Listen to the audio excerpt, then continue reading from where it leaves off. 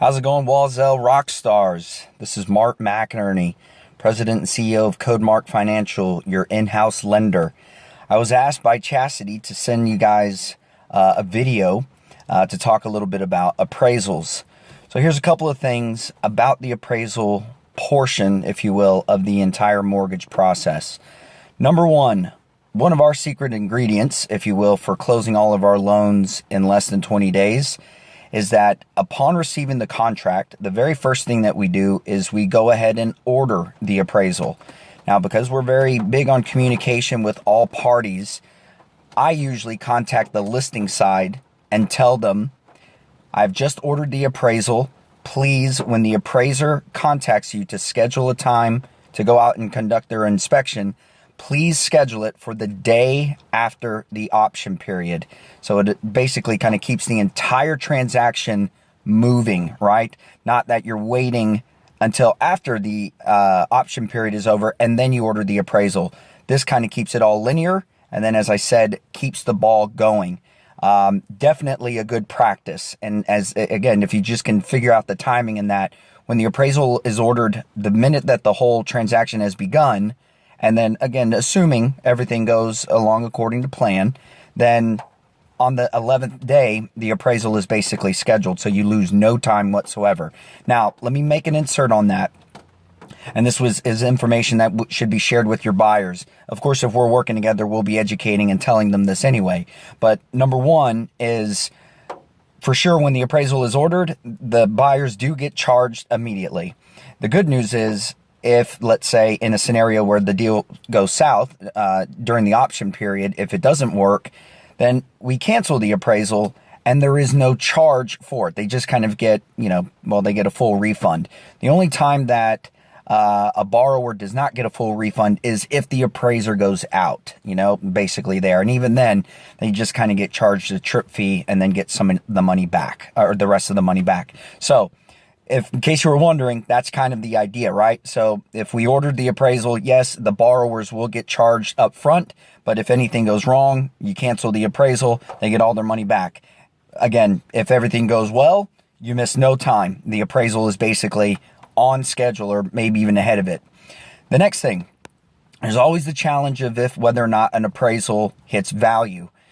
If an appraisal is ever over value, that's just basically good news to the buyer, right? The buyer is buying a $200,000 house that appraises for $225,000. Good for them, right? They're basically buying a house with some built-in equity, which is always good news to anybody. Now, the flip side, if they come in lower, there is a couple of different ways that can be handled. Obviously, you guys know what to do on the real estate side, but typically, like, the options are, using that same example, it's a $200,000 sales price, house appraises for $190,000. The first thing is obviously maybe checking to see what the seller, if they will eat the whole 10 grand and then your buyers end up getting a house for $10,000 off. I've seen also where they'll meet in the middle. The sellers will say, well, we'll sell it to you for $195,000, and then the buyer buys it for $195,000. But know this, if a house does not appraise, the lender will not give you a loan on anything over the appraisal, okay? So same scenario on a $200,000 house, only appraises for $190,000. The loan will be structured on the $190K. If you guys agree to meet in the middle and buy it for $195K, let's say, your buyer is going to be bringing that additional $5,000 to closing out of their pocket, all right? So that's how that works. When also a house doesn't appraise, the listing agent can put together some comps if they, believe that, the appraisal is wrong. Then you begin what is called a rebuttal process, okay? So you go to the loan officer and say, look, we think that the house is worth more than the $190K. Again, using that number as an example, the loan officer will tell the listing agent, okay, give me 4, some places will take 5, but 4 of your best comps and, send them over. And usually they'll go and, run the traps, get all the comps that are active, option pending, and sold, again, over the last 6 months. And then that, can be submitted to the lender, and the lender will actually submit it, I should say, to the appraisal management company, of which then the appraiser will reconsider what they've done. To be honest, in just about, I should say, in every situation something like that has happened, I've never seen it overturned. Okay. Appraisers are so scrutinized and audited to become kind of part of the roster of these appraisal management companies that the appraisal management companies basically, they're not kind of picking up any old flunky type of, appraiser. These appraisers are, kind of have good street cred, if you will. They're good. They don't have any dings on their records, things like that.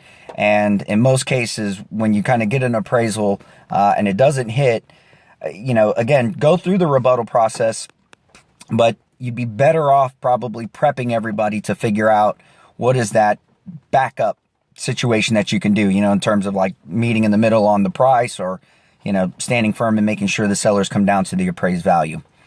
I think that about covers it. Let's see a little bit more about appraisals. Typically, whenever it's ordered and the appraiser shows up, you can expect to have the appraisal report back within a week from the time that they go out and conduct the appraisal. And that's pretty much it. Keep in mind, even when you're working with your mortgage person, the mortgage person, they don't have any relationship with the appraiser.